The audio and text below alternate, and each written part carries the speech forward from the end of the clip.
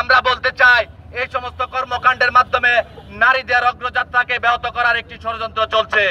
আমরা সেই সব গুপ্ত শিবির এবং যারা এখন শিবিরের মধ্যে আশ্রয় নিয়ে যে সমস্ত ছাত্রলীগ নেতাকর্মীরা নারীদের এই অগ্রযাত্রাকে ব্যাহত করার জন্য নারীদেরকে অনলাইন এবং অফলাইনে বিভিন্ন ধরনের বেসিক এবং ট্যাগিং দিয়ে অনলাইনে তাদেরকে নির্যাতন করা হচ্ছে, মানসিক ট্রমার মধ্যে ফেলে দেওয়া হচ্ছে। অবিলম্বে আমরা বিশ্ববিদ্যালয় প্রশাসনগুলোকে বলবো, অবিলম্বে এই সকল গুপ্ত ছাত্রলীগ এবং গুপ্ত শিবিরের বিরুদ্ধে অবিলম্বে ব্যবস্থা নিতে হবে।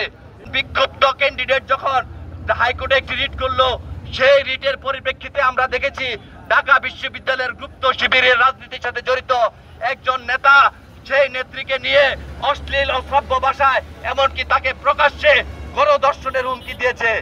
আমরা বিশ্ববিদ্যালয় প্রশাসন এবং এই ইন্টেরিয়াম গভর্নমেন্টকে বলতে চাই, অবিলম্বে এই গুপ্ত শিবিরের নেতাকে গ্রেফতার করে আইনের আওতায় নিয়ে আসতে হবে।